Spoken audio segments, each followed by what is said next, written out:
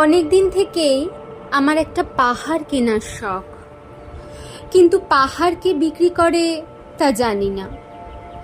যদি তার দেখা পেতাম, দামের জন্য আটকাতো না।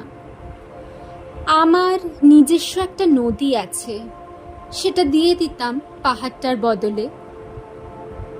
কে না জানে পাহাড়ের চেয়ে নদীর দামই বেশি। পাহাড় স্থানু, নদী বহমান। তবু আমি নদীর বদলে পাহাড়টাই কিনতাম, কারণ আমি ঠকতে চাই। নদীটিও অবশ্য কিনেছিলাম একটা দ্বীপের বদলে। ছেলেবেলায় আমার বেশ ছোট্টখাট্ট ছিমছাম একটা দ্বীপ ছিল, সেখানে অসংখ্য প্রজাপতি। শৈশবে দ্বীপটি ছিল আমার বড় প্রিয়। আমার যৌবনে দ্বীপটি আমার কাছে মাপে ছোট লাগলো। প্রবাহমান ছিপছিপে তন্নি নদীটি বেশ পছন্দ হলো আমার। বন্ধুরা বলল, এইটুকু একটা দ্বীপের বিনিময়ে এত বড় একটা নদী পেয়েছিস, খুব জিতেছিস তো মায়েরি। তখন জয়ের আনন্দে আমি বিহ্বল হতাম। তখন সত্যি আমি ভালোবাসতাম নদীটিকে। নদী আমার অনেক প্রশ্নের উত্তর দিত, যেমন, বলতো আজকে সন্ধেবেলা বৃষ্টি হবে কিনা।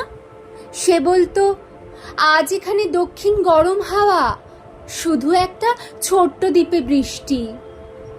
সে কি প্রবল বৃষ্টি, যেন একটা উৎসব।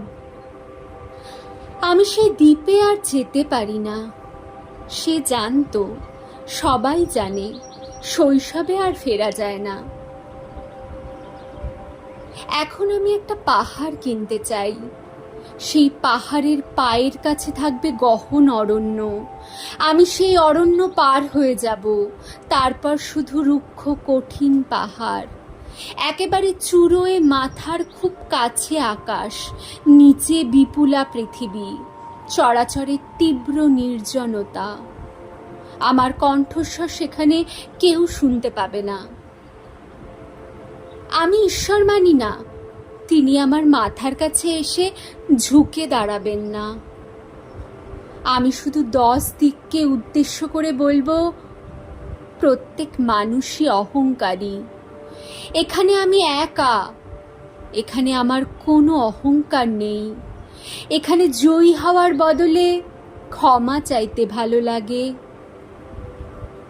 হে 10 দিক, আমি কোনো দোষ করিনি, আমাকে ক্ষমা করো।